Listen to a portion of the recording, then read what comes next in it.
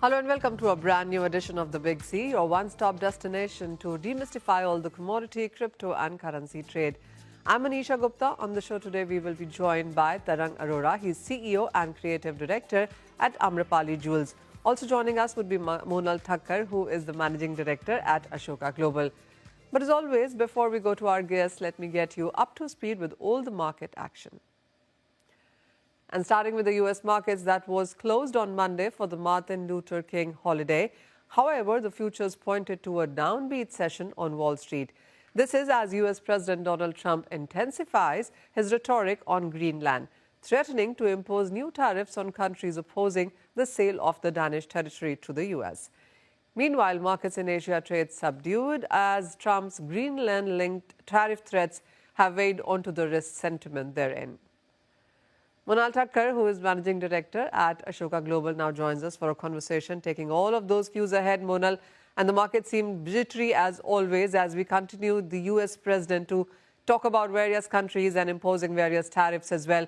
We do understand that the European nations hold almost 10 trillions worth of US bonds and treasuries. And if the trade dispute intensifies, there is that threat that they perhaps would leverage that into the markets as well. Is the reason we are looking at all-time highs in gold and silver. But I'll start with silver first. What's your sense on to this one? Are we in a froth territory now, or would you say it still is geopolitics, fundamentals, and money at play? Hi, Manisha. I think you have already covered the things, what I'm going to say, but the Greenland, the tariff, and Mr. Trump, that's the only which is running the whole gold and silver pricing. Silver, it is in a, unknown territory, you can say. There is no fundamental, there is no technical, or there is nothing which is driving the force, but majorly it is on tariff and the demand against the treasury bills or the fiat currencies. That's what means running it. It is in the territory where I believe from 80 and 100, which we can see anything. Now there is nothing which is running this force, but if I say above 95, we could see the 100 maybe in a couple of hours, or I can say 2 or 3 days. Even maybe on the downer side of 93.50, we can see 80 level again. Munal, how are you looking at the demand there? We do understand that there is some kind of a premium that perhaps some international markets are working with. For example, Australia, China has a bit of a premium on silver, is what you've heard from Qatar, Korea, etc. But for the Indian markets, it's a discount that we are running right now. So, yeah, India, I think India was little ahead of the time, and they bought it earlier on the pricing side, even by paying the premium. But other countries, similar as you said, Australia, China, Japan, European, and some of the Middle East countries, all are in major demand for the silver. The major demand coming is from mainly from the individuals on the saving or investing side. So that's what we see as of now.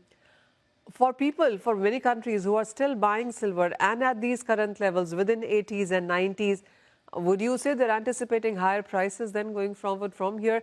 And would you say then those banks and brokerages who have been talking about 100 and 125 and 150 and 175 and those targets just about go on, is that a possibility in this year, next year perhaps? I believe the way it is going, they are going to run the same on the same year, not maybe before the financial year of India close. That is what I am anticipating, the way it is going.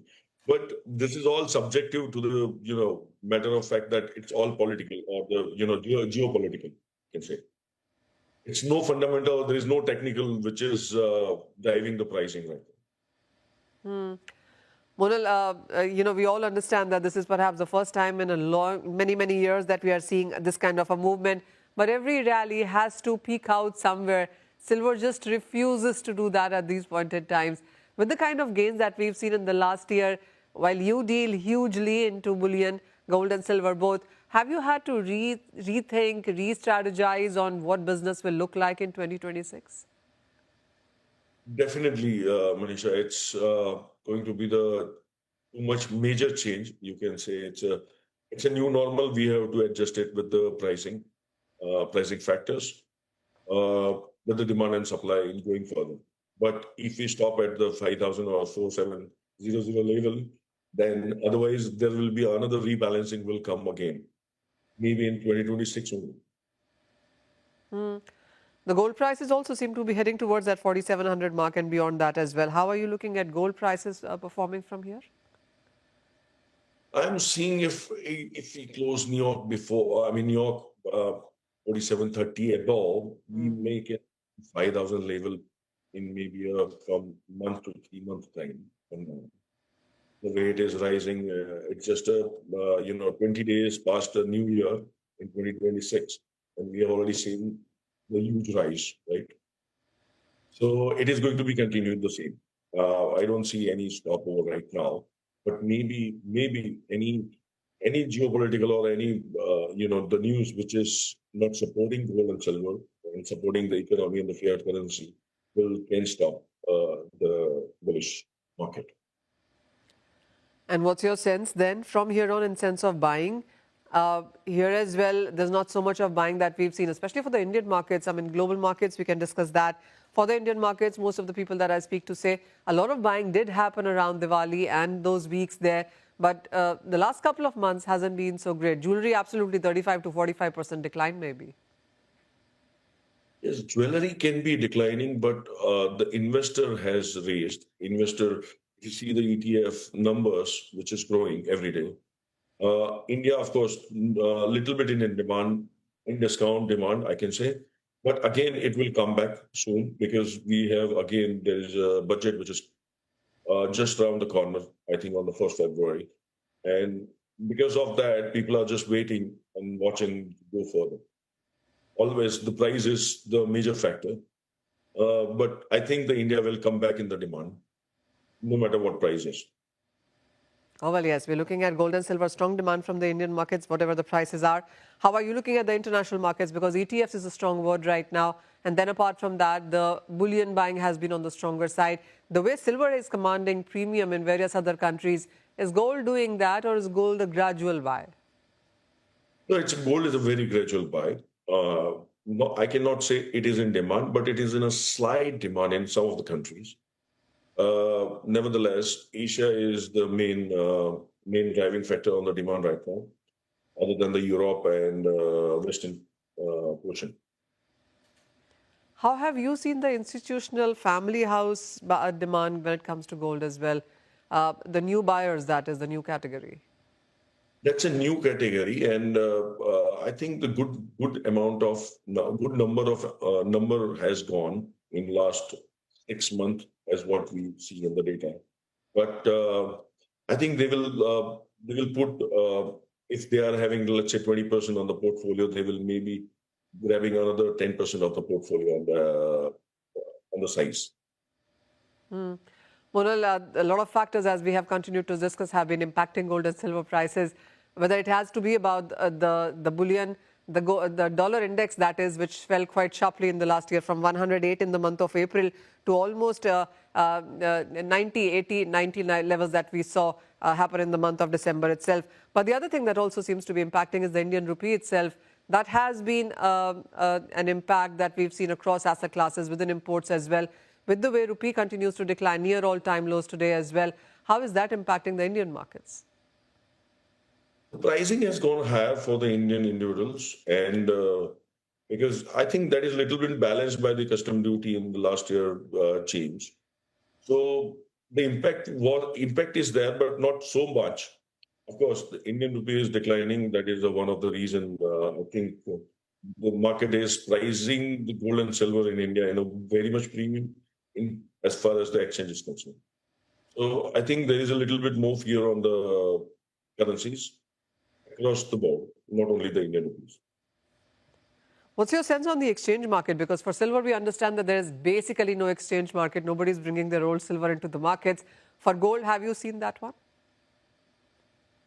Not really. Nobody wants to take profit. Nobody wants to bring their old and gold silver for cash, that is. No, it is not. It is not. I don't think so.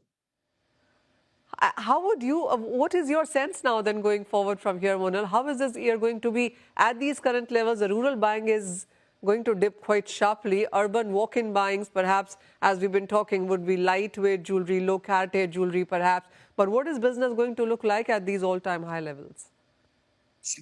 It's going to be rebalanced over a period of time. If you see, I mean, as I mentioned earlier as well, that from I started at 300, right? Now at 4,700, we are at maybe of 15 times higher the market what we are seeing of trading right now. So if you see, the market will rebalance itself, but it will take little more time because it's not double; it is more than double now. From the 2,200 level, if we see, it's almost 2.2 times higher than the market. So basically, it will rebalance, but it will take little time to rebalance it. So maybe the people will choose more on the silver. That is what our thought process. But even the silver is trading right now at almost 3.5 times of what the market was trading before a year, 22 or 23 level. So it will rebalance, but over a period of time, it is not going to be the soon. Oh, absolutely. A market which has run up by 50% in last 1 month, that is silver for you. Gold has gained 10% within that period.